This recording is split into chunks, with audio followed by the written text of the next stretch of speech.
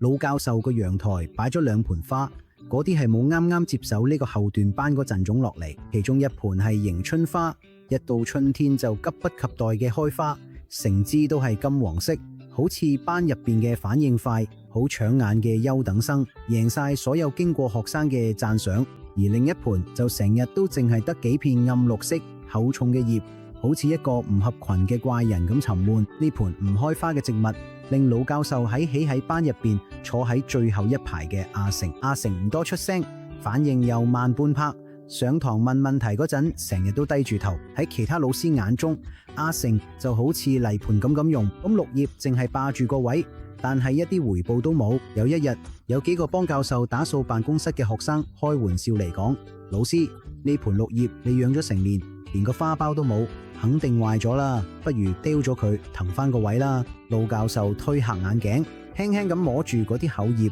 溫柔咁笑佢出嚟。每一粒種子都有喺自己醒嘅時候，如果佢而家未開花，就係喺度向下扎根，儲緊面對嚴寒嘅力量。日子一日一日南過，剩下嘅花都謝晒，深秋嘅紅葉都跌晒，陽台上面嘅迎春花早就變咗做一堆乾枯嘅枝條。阿成嘅情況都仲未有起色，甚至冇模擬考又再失手。辦公室入邊嘅閒言閒語開始多咗，連阿成嘅父母都差唔多想放棄，打算叫佢哋學去打工。嗰日黃昏，阿成一個人嚟到辦公室同教授辭行，佢眼紅紅咁望住嗰盆仲係冇沉默嘅綠葉，細聲講：老師，我可能就係嗰盆壞嘅花，點咗水都唔會有結果。老教授佢出聲，只係輕輕拉住阿成隻手，行咗去陽台。呢陣時，一場寒流突然襲喺，窗外嘅樹木都凋謝晒，連最堅敢嘅草木都凍到枯萎。教授指住嗰盆葛已經俾人遺忘咗，望住嘅綠葉，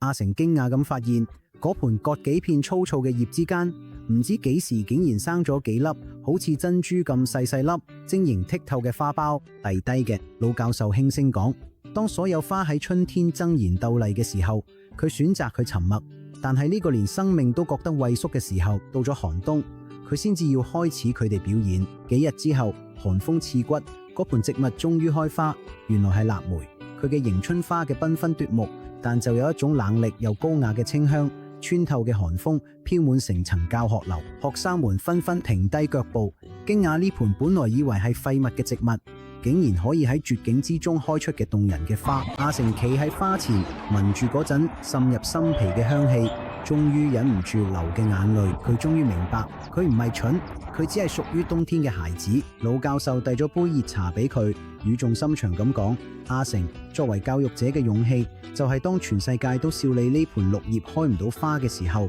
我都依然願意陪你守住呢份靜靜等花開嘅孤獨。而家你嘅花期終於諗到啦。好多年之後，阿成冇成為反應最快嘅商人，但係佢變咗一位好有耐性嘅科研人員，喺無數人放棄咗領域，堅持到最後，終於嚟到成功。每一朵花都有唔同嘅花期，有啲孩子係早春嘅嫩芽，有啲就係寒冬入邊都仲堅持盛放嘅雪花。作為父母同老師，最感動人心嘅力量唔係催促，